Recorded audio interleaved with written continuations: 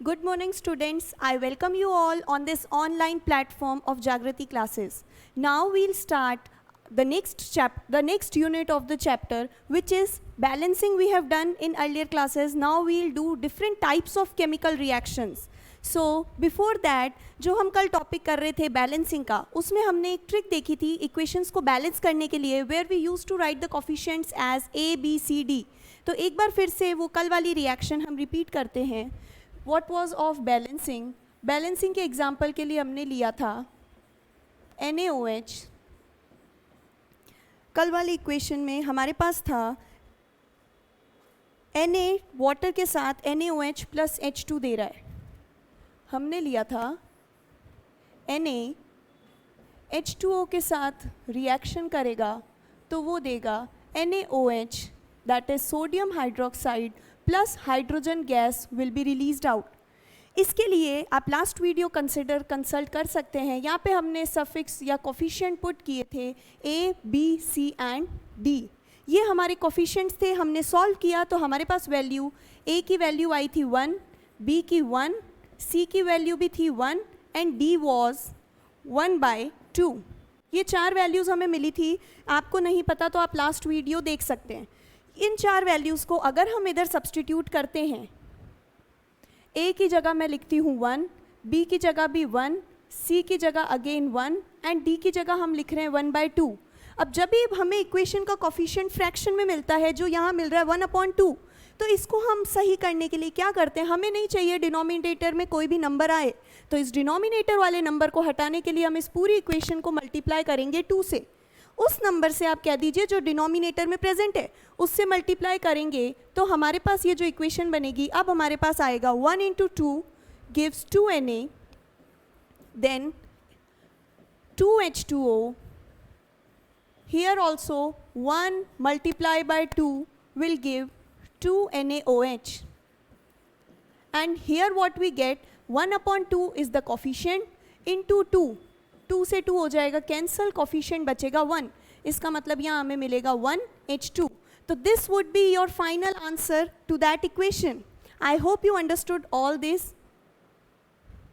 Now I am taking one more example ताकि ये concept बिल्कुल क्लियर हो जाए. इस एग्जाम्पल को भी हम हमारी ट्रिक से सॉल्व करेंगे. ये जो ABCD वाली ट्रिक अभी लास्ट स्लाइड में दिखाई, इसके लिए हम एक एग्जाम्पल कंसिडर करते हैं. NaOH plus HCl. This is NaOH plus HCl. It will give NaCl plus water. It gives NaCl plus H2O, that is water. Now इसको बैलेंस करने के लिए हम हमारी ट्रिक यूज़ कर रहे हैं. आप NCERT का जो मेथड है हिट एंड ट्रायल मेथड, उससे भी कर सकते हैं. अभी हम ट्रिक यूज़ करते हैं. ट्रिक के लिए वापस रिवाइज करवा रही हूँ. क्या करना होता है, जितने भी रिएक्टेंट और प्रोडक्ट दिए हैं उनके आगे हम कोफिशिएंट ABCD वेरिएबल्स की तरह ये जोड़ देते हैं. यहाँ मैं लिख दूँगी A, यहाँ पर B, यहाँ पर C, यहाँ पर D. अब इसके आगे आपको और प्रोडक्ट्स दिए हों तो आप E, F, G, H लगा सकते हैं. अब हमें करना क्या है, हमें देखना है यहाँ पे कितने एटम्स हैं. एक एटम है हमारे पास Na, oxygen, then it is H, then it is Cl. इन चारों के अलावा कोई भी चीज़, यहाँ पर कोई भी एटम प्रेजेंट नहीं है. तो सबसे पहले आप रिएक्शन पे A, B, C, D ये जोड़ दो. उसके बाद आप देखो कितने एटम्स हैं, Na, O, H and Cl. 4 तरह के एटम्स हैं. इसके अलावा कुछ दिख रहा है? नहीं दिख रहा. अब हम शुरू करते हैं. Na यहाँ पर कितना है? Na यहाँ पर है A, बिकॉज Na का कोई नंबर नहीं है. Na यहाँ 1 है तो 1 × A gives A. Then product side में Na कितना है? Na is equals to C. Now oxygen को हम देख रहे हैं. ऑक्सीजन देखिए आप सब.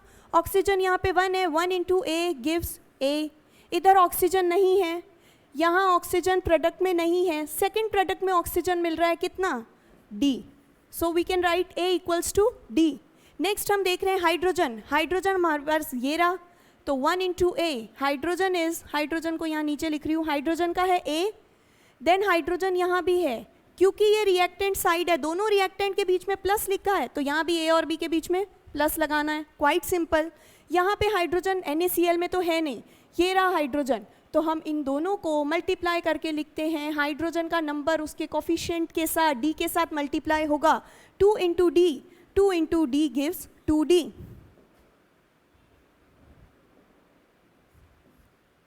I think you have understood this. Now आप मुझे बताइए करके क्लोरीन कितने हैं, क्लोरीन के लिए क्या इक्वेशन बनाऊं, A B C D. Okay, chlorine के लिए हमें जो इक्वेशन बनानी है, क्लोरीन यहाँ दिख रहा है, क्लोरीन यहाँ कितना है B, इस साइड अगेन आपको क्लोरीन दिख रहा है, क्लोरीन यहाँ कितना है C, then B is equals to C। Now अब हम कहते थे, ये तो सब समझ में आ गया कि पहले ABCD जोड़ दिया, उसके बाद NaOHCl, यहाँ पे जितने अलग अलग एटम्स थे उनको हमने लिख दिया इक्वेशन फॉर्म में, उनके नंबर को हमने बता दिया, यहाँ Na जितना A प्रोडक्ट में A है रिएक्टेंट में और C टाइम्स Na है प्रोडक्ट में। अब हमें क्या करना है, नेक्स्ट काम हमें करना है कि इनमें ये जितनी चीज़ें हैं जो ज़्यादा टाइम रिपीट हो रहा है, A B C D में से जो चारों में आ रहा है उसको हम 1 मान लेंगे। देखो A इसमें आ रहा है, इसमें आ रहा है, इसमें नहीं है, इसमें नहीं है। B को देखते हैं हम, B इसमें, इसमें 2 में नहीं है। D हम देख रहे हैं कि D आ रहा है, किसी को भी 1 मान लीजिए, अगर जो ज़्यादा आ रहा है उसको मानोगे तो कैलकुलेशन सिंपल हो जाएगी। बाकी आप अगर किसी और को भी 1 रखते हैं, 1 मानते हैं तो उससे कोई गलत नहीं होगा। So let here I am taking let D equals to 1। अब मैंने D को 1 मान लिया, तो हम देखते हैं अगर D होगा तो इस इक्वेशन से हम सॉल्व कर सकते हैं A इक्वल्स टू D, और अगर D है तो D की जगह क्या लगा सकते हैं 1, D को 1 माना है तो यहाँ से हमने एक वैल्यू सपोज की D आ गया 1, यहाँ से A इक्वल्स टू D होने के कारण A भी हमारा आ गया 1। अब हम सॉल्व करते हैं, ये इक्वेशन सॉल्व कर लेते हैं। यहाँ पर A, B और D हमें क्या फाइंड करना है इस इक्वेशन से, B हमारा अननोन है। जो चीज़ फाइंड करनी होती है उसे हम कहते हैं अननोन चीज़ को इक्वल्स टू के एक साइड रखते हैं, इतनी मैथ्स आपको आती होगी। इक्वल्स टू के बाद यहाँ ऑलरेडी प्रेजेंट है 2D, और ये A जो यहाँ प्लस हो रहा है इसको इधर भेजूंगी D के पास तो ये हो जाएगा -A। So what we get, D हमने 1 माना हुआ है, 2 into D gives 2 into 1 which is 2 minus A कितना है 1, तो 2 माइनस 1 विच गिव्स 1। तो यहाँ हमारे पास B की वैल्यू क्या आई इस इक्वेशन से 1, तो हमारे पास D आ चुका है, B आ चुका है, A आ चुका है। निकालना क्या है C, quite simple, A equals to C है। अगर A 1 है तो C भी कितना होगा 1 होगा। क्या आप सबको ये मेरी बात समझ में आ गई, क्या ये ट्रिक समझ में आई? हमें क्या करना है, आपको क्वेश्चन दिया है, जितना क्वेश्चन दिया है उसके आगे जोड़ना है ABCD। ABCD जोड़ने के बाद आप देखिए कितने डिफरेंट आइटम्स है। यहाँ पे हमारे पास सोडियम था, ऑक्सीजन था, हाइड्रोजन था एंड क्लोरीन था, तो यहाँ हमने देख लिया। इसके अलावा कोई भी एटम नहीं है तो चारों एटम लिख दिए। उसके बाद हमने देखा Na कितना है A, तो A, प्रोडक्ट में Na कितना है C, तो C लिख दिया। H देखा हमने, H मुझे यहाँ भी दिख रहा है, यहाँ भी दिख रहा है, तो इस H को हमने लिखा A, ये H हो गया B, और क्योंकि ये दोनों रिएक्टेंट में प्लस हो रहे हैं तो बीच में लगा दिया प्लस का साइन। देन हम देख रहे हैं इक्वल्स टू, एरो की जगह हम बना रहे हैं हमारा इक्वल्स टू। उसके बाद हमने देखा H इस कंपाउंड में तो नहीं है कहीं भी, इस कंपाउंड में दिख रहा है कितना है 2 इंटू डी, ये मल्टीप्लाई होंगे। वापस दोहरा रही हूँ, ये कोफिशिएंट के साथ नंबर मल्टीप्लाई होता है, 2 into D will give us 2D, तो ये 2D यहाँ सब्सटीट्यूट किया। उसके बाद हम किसी भी एक चीज़ को 1 मान लेते हैं, इसको 1 मानने के बाद बाकी रेस्ट ऑफ द इक्वेशन से हम बाकी बचे 3 वेरिएबल्स की वैल्यू फाइंड कर लेते हैं। तो चलिए हमारे पास वैल्यू आ चुकी है।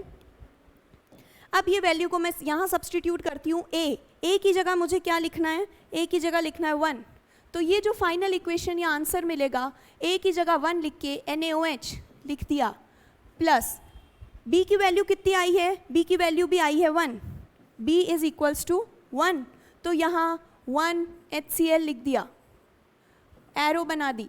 C की वैल्यू हमारी पास कितनी है, C इज़ ऑल्सो 1, ग्रेट, और D भी 1 है, तो 1 NaCl प्लस 1 H2O, ये हो गई हमारी इक्वेशन बैलेंस्ड। ये क्लियरली आप देख सकते हैं, मैं साइड हट गई हूँ, आपको बोर्ड दिख रहा होगा, इसमें आपको कोई भी डाउट है तो आप पूछ सकते हैं। यहाँ हमारे पास सारी चीज़ें या सारे कोफिशिएंट्स 1 आ गए हैं। Okay, I think you have understood this. अब हम जो नया टॉपिक शुरू करने जा रहे हैं इसी चैप्टर का, बैलेंसिंग सीख चुके हैं, नए टॉपिक पे हम बढ़ रहे हैं। आई रिक्वेस्ट यू ऑल कि आपके जितने एनसीईआरटी में क्वेश्चंस है एटलीस्ट वो आप अटेम्प्ट करिए। उसमें कोई डाउट हो आप मुझसे पूछ सकते हैं। I am always there, I am always present. पर आई एम इंसिस्टिंग यू, जितने एग्जाम्पल्स दिए हैं बुक में, सीबीएसई की एनसीईआरटी बुक में, फिर जितने इन टेक्स्ट क्वेश्चन पेज नंबर 6 पर बैलेंसिंग के दिए हैं और बैक ऑफ द चैप्टर या एंड ऑफ द चैप्टर में एक्सरसाइजेज नाम से कुछ क्वेश्चंस दिए, वो भी आप करिए। कोई डाउट हो आप मुझसे पूछिए, then we'll practice some extra questions also. Now आज जो हम शुरू करने जा रहे हैं वो टॉपिक है types of chemical reaction. Types of chemical reaction. Types of chemical reaction, नाम से ही पता पड़ रहा है अलग अलग प्रकार की, अलग अलग टाइप्स की केमिकल रिएक्शन होगी, वो हमें स्टडी करनी है। तो यहाँ जो फर्स्ट टाइप की केमिकल रिएक्शन आती है, फर्स्ट रिएक्शन है कॉम्बिनेशन रिएक्शन। फर्स्ट रिएक्शन का नाम है कॉम्बिनेशन। कॉम्बिनेशन रिएक्शन से आप क्या समझते हैं? कॉम्बिनेशन रिएक्शन कुछ भी नहीं, नाम से समझ जाना चाहिए कि जब कोई चीज़ कंबाइन हो रही है, आपस में मिल रही है and it is giving a single product. Combination reaction को हम डिफाइन कर सकते हैं, those type of reactions in which 2 or more than 2 reactant molecules combine together or mix together or react together to give a single product। Reactant में मेरी definition वापस सुन लीजिए, इसमें 2 or more than 2, 2 or more, 2 or more reactant molecules, 2 or more reactant molecules combine together। combine together का मतलब है ये आपस में केमिकली रिएक्ट करते हैं। कल हमने पढ़ा था केमिकल रिएक्शन या केमिकल चेंजेस के सारे points. 2 or more reactant molecules combine together, they combine together to yield or to give a single product, to give a single product। इसको बोला जाता है chemical reaction of combination. Combination का मतलब 2 or more reactant molecules आपस में मिल रहे हैं, कंबाइन हो रहे हैं और एक सिंगल चीज़ मिल रही है। इसका हम जनरल रिप्रेजेंटेशन करना चाहें तो जनरल रिप्रेजेंटेशन होगा, लेट सपोज एक रिएक्टेंट है A, second reactant is B। A और B आपस में मिलके क्या बना रहे हैं? C। तो अभी हमने देखा 2 या 2 से ज़्यादा रिएक्टेंट, तो हमने 2 रिएक्टेंट ले लिए A और B, ये आपस में केमिकली रिएक्ट हुए, कंबाइन हुए और केवल एक प्रोडक्ट, केवल सिंगल प्रोडक्ट मिलता है। उन रिएक्शन को कहते हैं कॉम्बिनेशन। इसमें कोई डाउट है? इसमें आई डोंट थिंक कोई डाउट होगा, बहुत सिंपल सी चीज़ है, 2 चीज़ें आपस में मिलकर एक सिंगल प्रोडक्ट बनाती है। इसके कुछ एग्जाम्पल्स अगर हम देखना चाहें, ये तो था, ये है इस रिएक्शन की डेफिनेशन। एग्जाम में आपको शॉर्ट नोट का अगर क्वेश्चन मिले तो आप डेफिनेशन लिखेंगे, उसके बाद आप इसकी जनरल रिप्रेजेंटेशन लिखेंगे। यहाँ पे आप और रिएक्टेंट जोड़ सकते हैं A + B + D, पर यहाँ पर प्रोडक्ट सिंगल होना चाहिए। इसके बाद हम लिखेंगे इसके एग्जाम्पल्स। हम इसके एग्जाम्पल्स देखते हैं तो इसका एक एग्जाम्पल हो जाएगा, इसका एक एग्जाम्पल होगा formation of CO2। C + O2 gives CO2। Simplest example है formation of carbon dioxide, carbon oxygen react करके कार्बन डाइऑक्साइड बना रहे हैं। नेक्स्ट एग्जाम्पल हम देख सकते हैं formation of water, H2 + O2 gives 2H2O। ये है फॉर्मेशन ऑफ वाटर। देख लीजिए फिर से, 2 रिएक्टेंट रिएक्ट कर रहे हैं और एक सिंगल प्रोडक्ट मिल रहा है, मतलब ये कॉम्बिनेशन रिएक्शन है। एक और एग्जाम्पल आपकी बुक्स में भी गिवन है, हम ले सकते हैं CaO। CaO is calcium oxide. Calcium oxide लिया, इसको रिएक्ट करवाया वाटर के साथ, तो ये देता है CaOH ट्वाइस + O2। तो यहाँ पे ये गैस है, ये तो इवॉल्व हो जाएगी एनवायरनमेंट में, इसको हम प्रोडक्ट नहीं मान रहे, ये हमारा मेजर प्रोडक्ट नहीं है, साइड प्रोडक्ट है। तो यहाँ इस चीज़ का नाम है क्विकलाइम, कॉमन नेम है इसका, IUPAC नेम है calcium oxide and common name is quicklime, और इस कंपाउंड का कॉमन नेम है स्लेग्ड लाइम। ये है स्लेग्ड लाइम। तो आई होप आपको ये समझ में आ गया होगा। कॉम्बिनेशन रिएक्शन, दो चीज़ें आपस में जुड़ती है, एक प्रोडक्ट बनता है। कॉम्बिनेशन रिएक्शन के क्वेश्चन आने पर डेफिनेशन पता होनी चाहिए, दो चीज़ें, दो reactant combine together to form a single product. Then इसका जनरल रिप्रेजेंटेशन हमें पता होना चाहिए, A + B gives C, A + B is giving C। Then इसके एग्जाम्पल्स पता होने चाहिए, एग्जाम्पल्स बहुत सारे मैंशनड है, हम खुद भी एग्जाम्पल्स ट्राई कर सकते हैं। हम इतनी सारी रिएक्शन पढ़ चुके हैं बैलेंसिंग में, कोई भी एग्जाम्पल जिसमें दो या दो से ज़्यादा चीज़ें जुड़ के एक सिंगल प्रोडक्ट दे रही है, वो हो जाएगा आपका कॉम्बिनेशन। ओके, नेक्स्ट टाइप की रिएक्शन पर हम मूव कर रहे हैं। एंड नेक्स्ट रिएक्शन जो हमारी है, second type of reaction, it is decomposition reaction. Decomposition reaction, decomposition, sorry, I'll write it again. Decomposition reaction हम पढ़नी है हमें। एंड ये डीकम्पोजिशन रिएक्शन है क्या? डीकम्पोजिशन नाम से समझ में आ रहा है, कोई चीज़ डीकम्पोज हो रही है, डिस्ट्रॉय हो रही है। तो क्या चीज़ डिस्ट्रॉय होगी? ये एक्चुअली रिवर्स ऑफ कॉम्बिनेशन है, reverse of combination reaction. Reverse का मतलब कॉम्बिनेशन में दो चीज़ें जुड़ के या बहुत सारी चीज़ें जुड़ के एक प्रोडक्ट दे रही थी, यहाँ रिएक्टेंट एक होगा, वो टूट के बहुत सारे प्रोडक्ट्स देगा। Quite simple. तो इसमें हम कह रहे हैं decomposition reaction. First I write the definition. Decomposition reaction is the reaction in which a single reactant molecule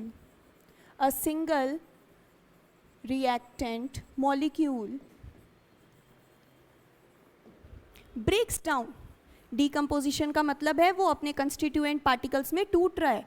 it breaks down into constituent atoms या कॉन्स्टिट्यूएंट पार्टिकल्स। तो ये हो गई हमारी डीकम्पोजिशन की डेफिनेशन। क्या डेफिनेशंस लिखी हमने? डीकम्पोजिशन इस तरह की रिएक्शन है जिसमें एक सिंगल रिएक्टेंट, ध्यान रखना ये बात, एक सिंगल रिएक्टेंट टूटेगा और वो अलग अलग पार्टिकल्स बनाएगा। ठीक है, फॉर एग्जांपल हम इसका एग्जांपल देखने के लिए पढ़ सकते हैं एक रिएक्शन, जैसे कि हम कहें FeSO4। FeSO4 is what? It is ferrous sulfate. FeSO4 is ferrous sulfate।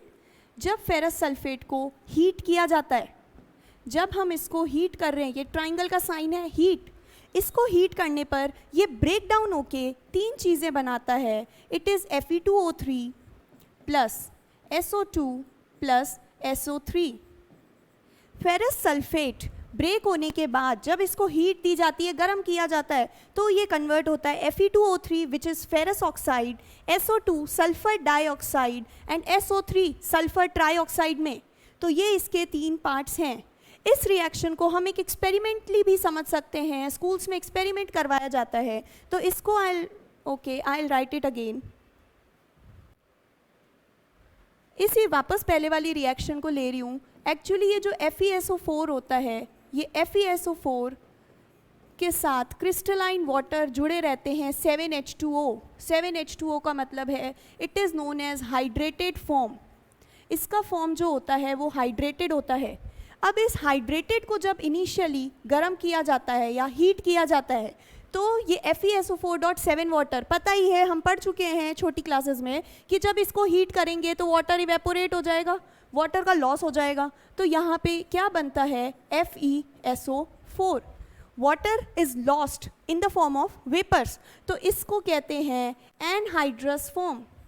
FeSO4 convert हो जाता है अपने एनहाइड्रस फॉर्म में जिसमें वाटर नहीं है। FeSO4 का इनिशियल कलर जो होता है वो होता है पेल ग्रीन, ग्रीन कलर का होता है इसके हाइड्रेटेड फॉर्म का कलर, जबकि जब वाटर रिमूव हो जाता है तो इस एनहाइड्रस फॉर्म का कलर वाइट हो जाता है। This is white in colour. Okay, अब ये जब इसको वापस कांस्टेंट हीट दी जाती है, इसको हम वापस से हीट कर रहे हैं दोबारा, तो इस हीटिंग के बाद ये कन्वर्ट हो जाता है या ब्रेक हो जाता है, इतनी हीट से इनके जो फोर्सेस ऑफ अट्रैक्शन बॉन्ड्स हैं वो टूट जाते हैं और ये देता है Fe2O3 ferrous oxide plus sulphur dioxide plus sulphur trioxide. ये 3 प्रोडक्ट्स मिलते हैं और ये जो Fe2O3 है, here Fe2O3 is brownish in colour, इसका कलर होता है ब्राउन। तो आई थिंक ये रिएक्शन क्लियर होगी। FeSO4 हाइड्रेटेड फॉर्म में पेल ग्रीन कलर का होता है। जब हमने इसको हीट किया तो ये एनहाइड्रस बन गया, पानी इवेपोरेट हो गया and it is white. Now when additional it is heated, additional heat is provided, Fe2O3 ferrous oxide जो बनता है वो किस कलर में होता है? ब्राउन, ब्राउनिश शेड का। Okay, now we'll proceed to the next which is displacement. Okay, displacement reaction discuss करने से पहले 2 टाइप्स की और रिएक्शन है वो बताना चाहूँगी। रिएक्शन को 2 पार्ट्स में बांटा है on the basis of energy. Energy के हिसाब से एक रिएक्शन होती है exothermic reaction and second is endothermic reaction. कुछ नहीं है, नाम सुन के हो सकता है पहली बार सुना है, थोड़ा अजीब लग रहा हो। What is exothermic, what is endothermic? बहुत ही सिंपल है, इसको हम एक डिफरेंस के फॉर्म में पढ़ेंगे। एक्सोथर्मिक उन रिएक्शंस को कहा जाता है जिन रिएक्शंस में हीट रिलीज होती है एनवायरनमेंट में, released out. So when heat is released out, exothermic reactions in which heat is released और हीट इज लिबरेटेड। लिबरेटेड मतलब एनवायरनमेंट में रिलीज होना। When heat is released or liberated in the environment या in the surroundings, it is called exothermic reaction. While endothermic इसके बिल्कुल reverse, यहाँ heat release out होती है, यहाँ पे हीट रिक्वायर्ड होती है और हीट इज एब्जॉर्ब्ड। तो सारी कॉम्बिनेशन रिएक्शंस जितनी भी हमने पढ़ी वो किसका एग्जाम्पल है? जब कोई चीज़, 2 चीज़ें कंबाइन हो रही हैं तो वो हीट एनर्जी को लिबरेट करेंगी, रिलीज करेंगी। तो सारी कॉम्बिनेशन रिएक्शंस जो हैं वो एग्जाम्पल हैं एक्सोथर्मिक के। Combination reactions are example of exothermic. Endothermic के एग्जाम्पल्स क्या हो जाएंगे? सारी decomposition reactions, decomposition reaction. Okay, तो अब हम कह रहे हैं यहाँ पर हीट हो रही है रिलीज। तो अगर मैं इसको ग्राफिकली प्लॉट करना चाहूँ, यहाँ पर मैं एक्सोथर्मिक के लिए ग्राफ बनाती हूँ। यहाँ पे हम ले रहे हैं एनर्जी, y एक्सिस पे वी आर टेकिंग एनर्जी, और यहाँ हम ले रहे हैं रिएक्शन कोऑर्डिनेट्स। रिएक्शन कोऑर्डिनेट्स को आप या लिख सकते हो progress of reaction. It is progress of reaction. तो जब हम एक ग्राफ प्लॉट करते हैं एनर्जी और रिएक्शन कंडीशंस के बीच में, अब यहाँ लिखा है हीट रिलीज हो रही है, इसका मतलब रिएक्टेंट जो होंगे उनकी एनर्जी ज़्यादा होगी। जब वो प्रोडक्ट में बदल रहे हैं तो वो हीट को रिलीज कर रहे हैं। तो यहाँ पर एक्सोथर्मिक में रिएक्टेंट की एनर्जी होती है ज़्यादा। लेट सपोज अगर यहाँ पर है रिएक्टेंट, तो फिर जब ये रिएक्शन होती है और प्रोडक्ट का फॉर्म होता है तो प्रोडक्ट फॉर्म होता है लेस एनर्जी वैल्यू पर और रिएक्टेंट की एनर्जी होती है ज़्यादा। This is the graphical representation of exothermic reaction. Reactant की एनर्जी हाई है, जब ये प्रोडक्ट में कन्वर्ट हो रहे हैं तो प्रोडक्ट की एनर्जी क्या होगी? लो, क्योंकि जितनी रिएक्टेंट में एक्स्ट्रा एनर्जी या हीट थी वो रिलीज हो गई, चली गई, हट गई, इसलिए प्रोडक्ट की एनर्जी, हीट एनर्जी कम हो जाएगी। जबकि अगर हम एंडोथर्मिक का ग्राफ प्लॉट करें, वही बात है, यहाँ पर है आपके रिएक्शन कोऑर्डिनेट्स या प्रोग्रेस ऑफ रिएक्शन, और यहाँ पे हम ले रहे हैं एनर्जी जो हम स्पेसिफाई कर रहे हैं हीट एनर्जी के फॉर्म में। एनर्जी का यूनिट है किलो जूल पर मोल। ओके, और ये तो हमें बता रहा है डायरेक्शन ऑफ द रिएक्शन। तो जब हम ये ले रहे हैं, इसका ग्राफ प्लॉट करेंगे तो रिएक्टेंट की एनर्जी है कम, रिएक्टेंट कम एनर्जी पर है। अब जब इसको हीट दी जाती है तो ये रिएक्शन करके प्रोडक्ट फॉर्म करते हैं। तो यहाँ पर प्रोडक्ट है हाई एनर्जी स्टेट पर और रिएक्टेंट्स है लो एनर्जी स्टेट पर। आई थिंक ये टॉपिक क्लियर हो गया होगा, difference between exothermic and endothermic. Exothermic ऐसे रिएक्शन जो हीट को रिलीज करते हैं, लिबरेट करते हैं। एंडोथर्मिक जिनको हीट देनी पड़ती है, they absorb the heat. Graph plot कर दिया हमने, एग्जाम्पल्स लिख दिए। अब आप कॉम्बिनेशन रिएक्शन के सारे एग्जाम्पल्स एग्जाम में क्वेश्चन में एक्सोथर्मिक में डाल सकते हैं और डीकम्पोजिशन के सारे किस में आ जाएंगे? एंडोथर्मिक में। ओके, अब हम एक चीज़ बीच में भूल गए, इट इज़ डीकम्पोजिशन पढ़ लिया, ब्रेक डाउन हो रहा है चीज़ों का, पर ब्रेक डाउन के लिए क्या फैक्टर्स चाहिए? एक एग्जाम्पल जनरल पढ़ा, हीट चाहिए, और क्या फैक्टर्स चाहिए? सो डीकम्पोजिशन के जो फैक्टर्स हैं, फैक्टर्स रिक्वायर्ड और necessary for decomposition reactions, decomposition reactions के लिए जो फैक्टर चाहिए, इसको आप ट्रिक से याद रख सकते हैं। 3 फैक्टर्स चाहिए या 3 फैक्टर से डीकम्पोजिशन हो सकता है। It is HCl। HCl का नाम आप जानते होंगे, बहुत पॉपुलर ब्रांड है, तो इसके हिसाब से आप याद रख सकते हैं HCl। H इज़ हीट के थ्रू, किसी को हीट दो तो वो डिस्ट्रॉय हो जाएगा, डिकम्पोज हो जाएगा। C से है current, and L stands for light. तो सबका एक एग्जाम्पल देख लेते हैं। सबसे पहले हीट का हमने अभी एक एग्जाम्पल प्रीवियस स्लाइड में देखा है, अगर आपको देखना हो आते हैं हम उस पर। ये जो एग्जाम्पल था जिसमें प्रोडक्ट एक लिया, उसको कंटिन्यू हीट किया, तो ये अपने कंस्टिट्यूएंट पार्टिकल्स में टूट गया, डीकम्पोजिशन हो रहा है। डीकम्पोजिशन का एजेंट क्या है? हीट। जब हीट यूज़ होता है तो हम इसको कहते हैं थर्मल डीकम्पोजिशन।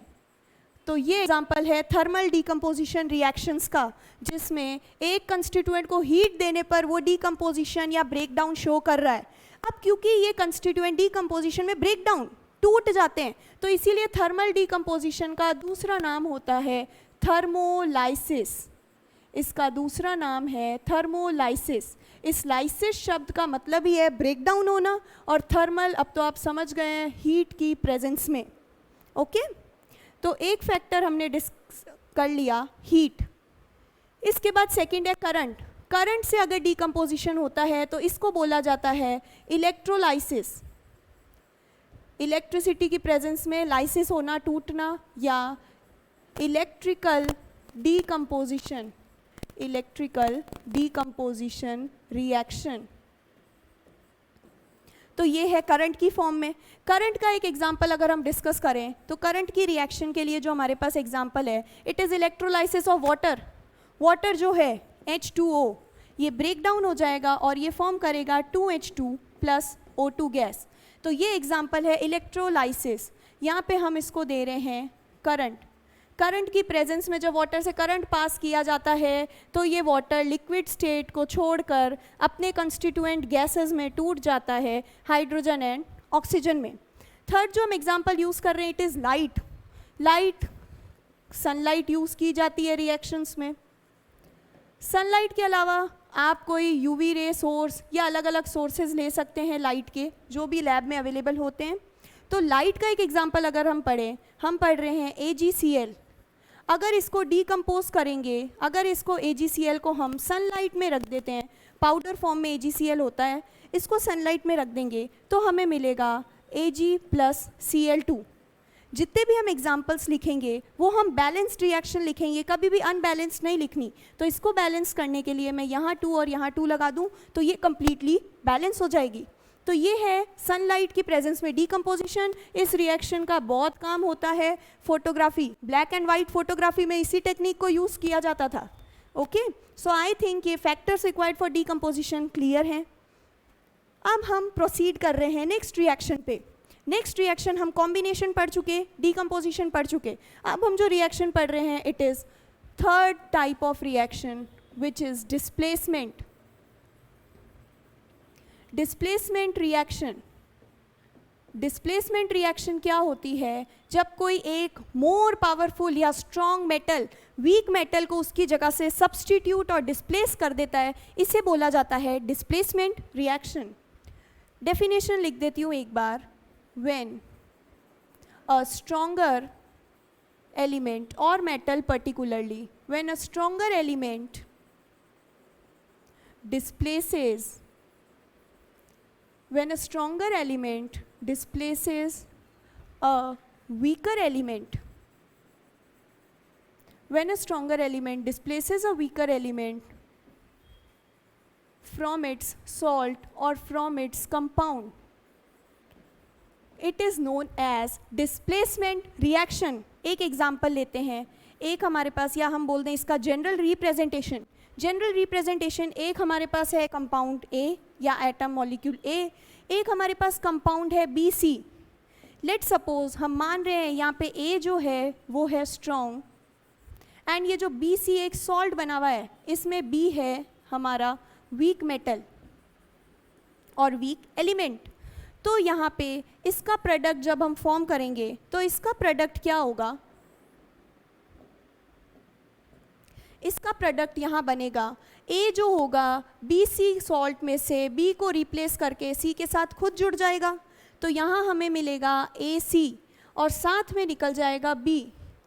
इसको कहते हैं डिस्प्लेसमेंट। क्या हुआ इस रिएक्शन में, इस रिएक्शन में A क्योंकि स्ट्रॉन्ग था तो A ने B की जगह ले ली। जो सोसाइटी में स्ट्रॉन्ग होता है वो दूसरे को सब्स्टिट्यूट या रिप्लेस कर सकता है, तो A हमारे पास स्ट्रॉन्ग चीज़ थी, A मेटल ने B मेटल को उसके सॉल्ट से या कंपाउंड से हटा दिया और C के साथ खुद जुड़कर एक नया कंपाउंड बना लिया AC।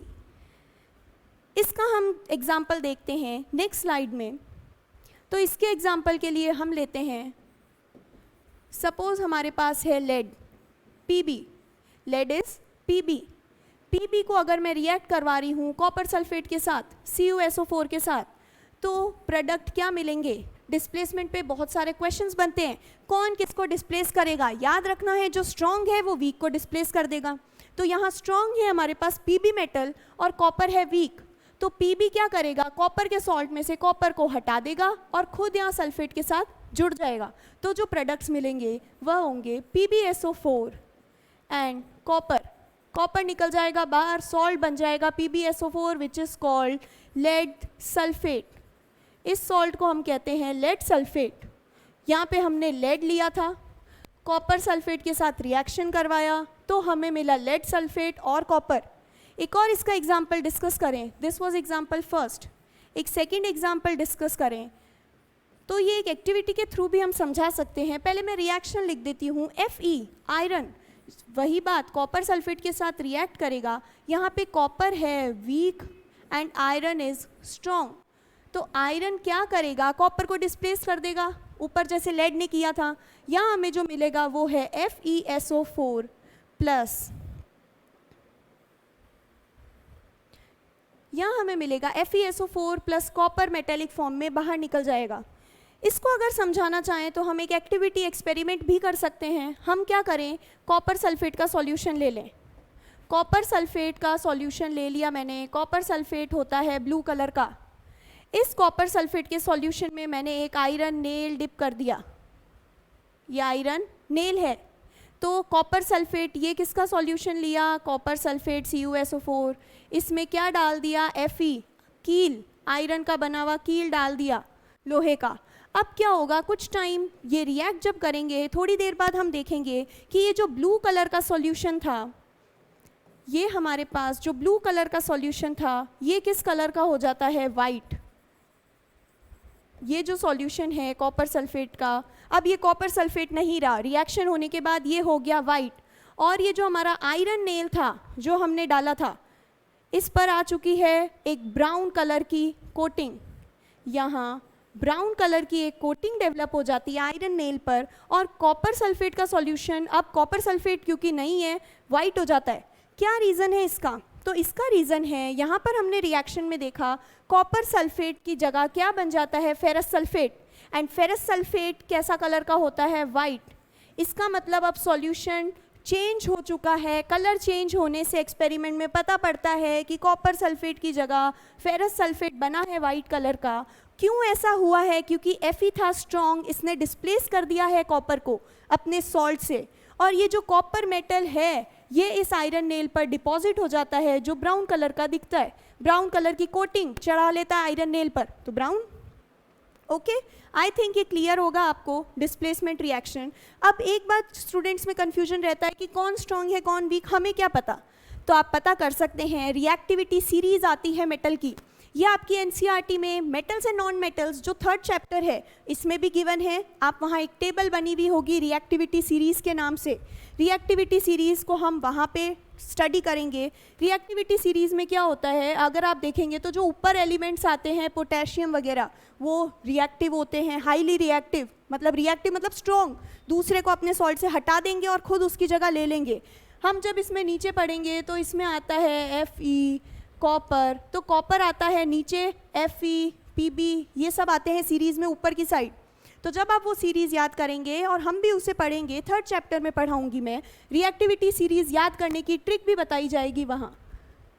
उस टाइम तक आपको पढ़ लेना है, पढ़िए आप, और ये भी ध्यान रखिए कि हमेशा स्ट्रॉन्ग चीज़ वीक को डिस्प्लेस कर देती है, सब्स्टिट्यूट कर देती है। तो अभी तक आई थिंक हमने 3 रिएक्शन पढ़ी है, कॉम्बिनेशन, डीकम्पोजिशन और डिस्प्लेसमेंट। इसमें कोई डाउट्स हैं तो आप बिल्कुल मेरे से पूछ सकते हैं। अब हम प्रोसीड कर रहे हैं आगे। अब हमारी जो नेक्स्ट रिएक्शन है विच इज़ 4th, इसको कहते हैं डबल डिस्प्लेसमेंट। अब डिस्प्लेसमेंट पढ़ चुके हो तो बस उसी का ट्विन है double displacement reaction. Double displacement मतलब आयंस का एक्सचेंज हो रहा होगा। डबल डिस्प्लेसमेंट की डेफिनेशन अगर हम देखें, what is double displacement reaction? Exchange of ions. Double displacement is exchange of ions between two compounds or two salts. Salts का मतलब जब एक प्लस और माइनस, एनायन और कैटायन आपस में जुड़ा होगा तो जो न्यूट्रल कंपाउंड बनता है वो कहलाता है सॉल्ट। तो जब भी आयंस का एक्सचेंज होगा उसको कहेंगे हम double displacement reaction. Double displacement reaction की अगर हम एग्जाम्पल की बात करें, it is Na2SO4 sodium sulphate react करेगा BaCl2 बेरियम क्लोराइड के साथ। अब बताना है प्रोडक्ट क्या बनेंगे। ओके, तो हम देखते हैं यहाँ पर Na प्लस है, SO4 माइनस है, ये कैटायन है, ये एनायन है। जब कैटायन एनायन मिल रहे हैं तो सॉल्ट बन रहा है। यहाँ पर भी प्लस और माइनस कौन है? बेरियम हमारे पास प्लस है और क्लोराइड क्या है? माइनस, कैटायन है क्लोराइड का। तो ये प्लस और माइनस आयोनिक कंपाउंड है, सॉल्ट है, आयोनिक सॉल्ट। ये अगर टूटेगा तो हमें मिलेगा 2Na प्लस SO4 2 माइनस। ये अपने कंपाउंड्स में जब BaCl2 ब्रेक होगा तो ये हमें देगा Ba2 प्लस 2Cl माइनस। अब क्या होता है, इसमें हमने लिखा है एक्सचेंज ऑफ आयंस। एक्सचेंज का मतलब क्या है? हमेशा यहाँ जो सॉल्ट बनाना है एक प्लस एक माइनस वाला, यहाँ पर भी प्लस एंड माइनस वाले सॉल्ट बनेंगे, कंपाउंड बनेंगे। तो यहाँ पे हम देख रहे हैं एक्सचेंज का मतलब यहाँ से जो Na है, ये जो Na है ये किसके साथ कंबाइन होगा? बेरियम और क्लोराइड। ये Na प्लस का है, ये कंबाइन होगा Cl के साथ तो बनेगा NaCl। बैलेंस करेंगे तब पता लगेगा 2NaCl बन रहा है। इसी के साथ बचे हुए कौन से आयन हैं? BaSO4, यहाँ बनेगा बेरियम सल्फेट BaSO4। तो जब sodium sulphate reacts with barium chloride, it produces sodium chloride and barium sulphate. ये है रिएक्शन। इसमें आप समझ लीजिए आयंस का क्या हो रहा है? एक्सचेंज हो रहा है, आपस में एक्सचेंज कर रहे हैं। Okay, you may note down this reaction in your notebooks कि ये आयंस का एक्सचेंज किस तरह से हो रहा है। अब हम जो नेक्स्ट पढ़ेंगे which is the last type of reaction, it is oxidation reduction. 5th type is oxidation reduction, और I can write it redox. Oxidation reduction को बोलते हैं रिडॉक्स रिएक्शन। रिडॉक्स रिएक्शन का मतलब होता है ऐसी reactions, those reactions, better I write the definition first, reactions in which both oxidation and reduction, the reactions in which both the process oxidation and reduction occur simultaneously। simultaneously का मतलब है साथ साथ हो रहे हैं। एक ही रिएक्शन होगी जिसमें ऑक्सीडेशन भी होगा और रिडक्शन भी होगा, दोनों प्रोसेस साथ होंगे। तो ये तो समझ में आ गया कि चलिए रिडॉक्स मतलब जिसमें रिडक्शन ऑक्सीडेशन, नाम से ही पता लग रहा है। री का मतलब रिडक्शन, RED का मतलब रिडक्शन, OX का मतलब ऑक्सीडेशन, ये हम समझ गए नाम से। पर हमें क्या पता what is oxidation, what is reduction, क्या है इन टर्म्स का मतलब। तो आइए पहले ये समझ लेते हैं कि इन टर्म्स का मतलब क्या है जो यहाँ लिखी है। तो सबसे पहले हम पढ़ते हैं ऑक्सीडेशन। यहाँ ऑक्सीडेशन का मतलब है वो रिएक्शंस जिसमें एडिशन ऑफ ऑक्सीजन होगा। कोई भी कंपाउंड जिनमें एडिशन ऑफ ऑक्सीजन हो रहा है इसको बोलेंगे ऑक्सीडेशन।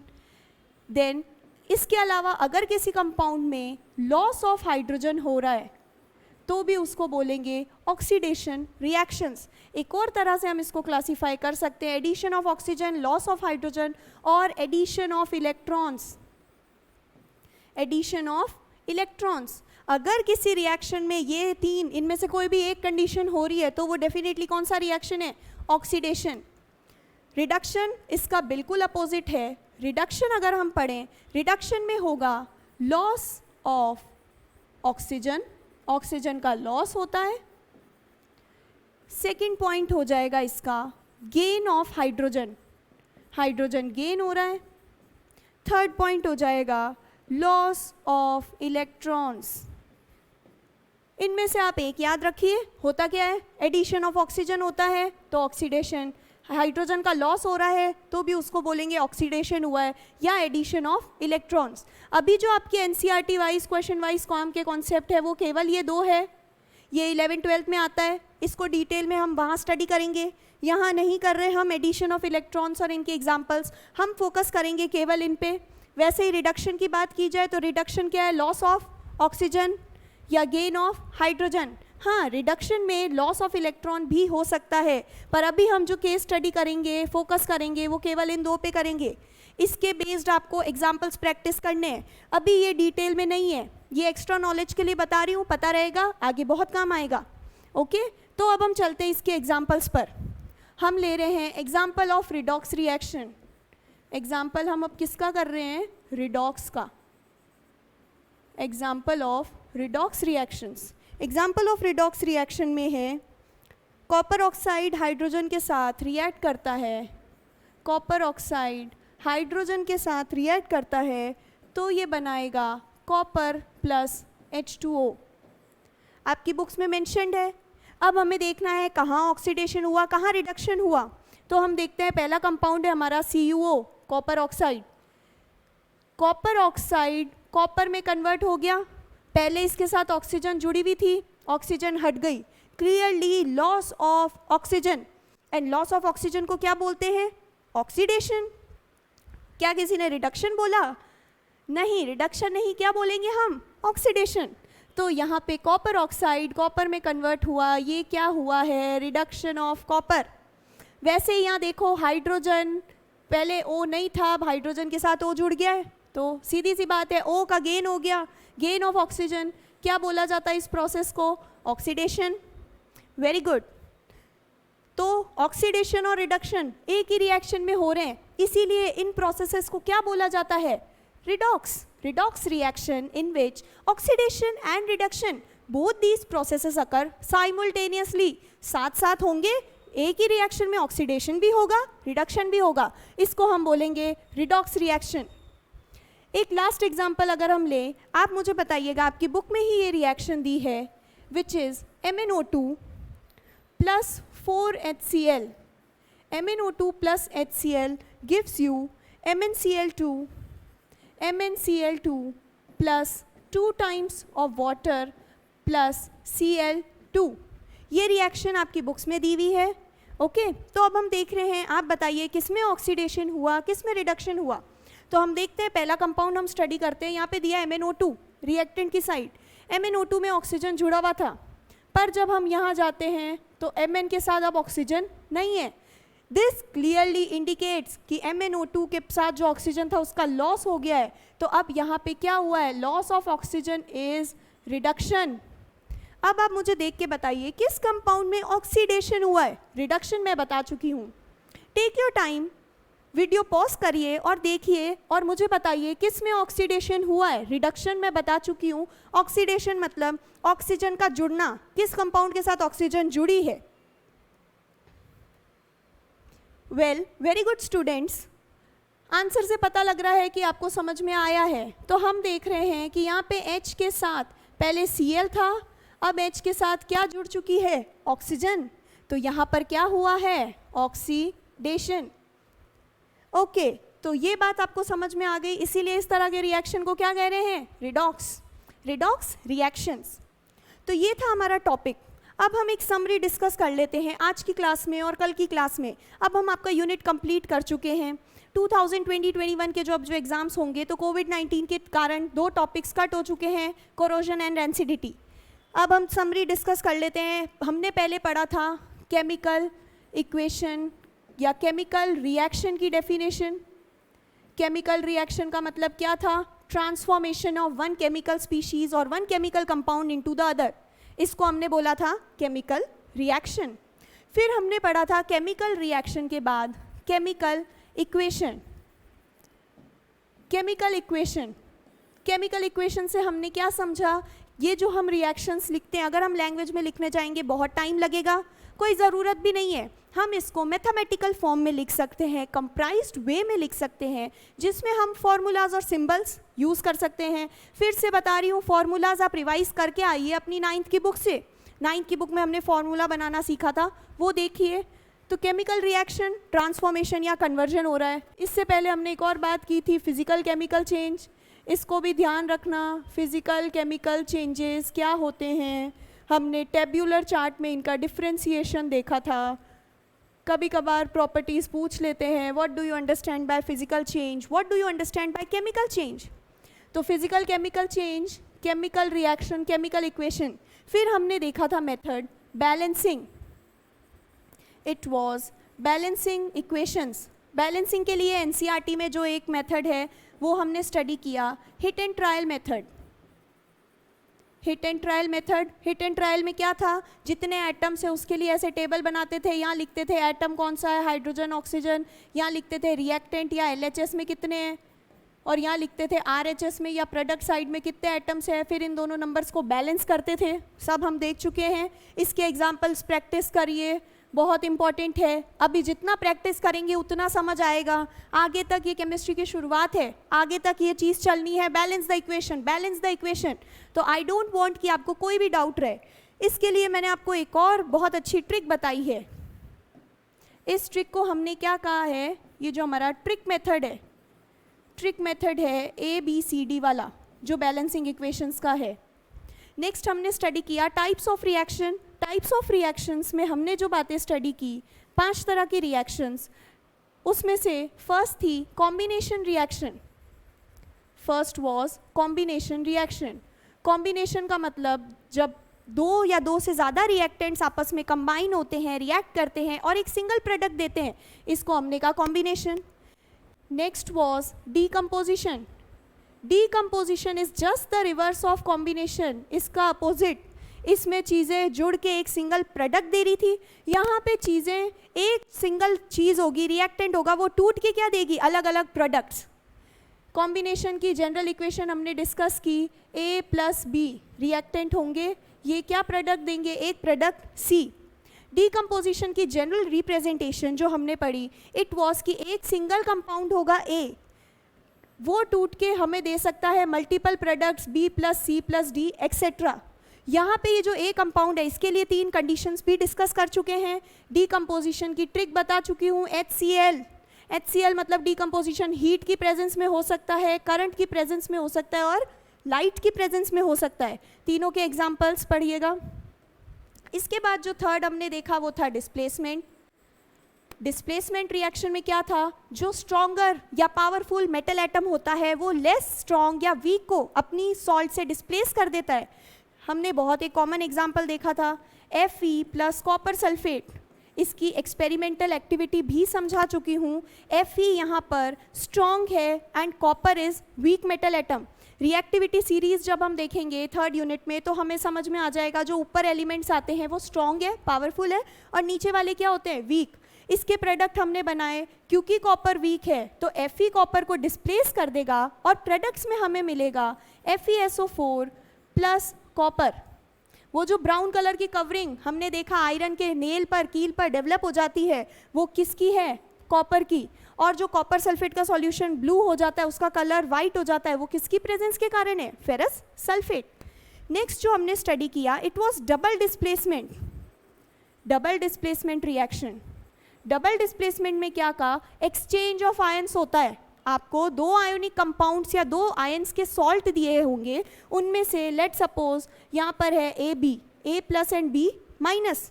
नेक्स्ट एक सॉल्ट ले लिया X Y, X plus and Y minus. यहाँ पे क्या होगा, जो आपको प्रोडक्ट में मिलेगा, एक केटायन और दूसरे का anion A Y. Next product जो मिलेगा बचा हुआ B X, B minus X plus will give you B x.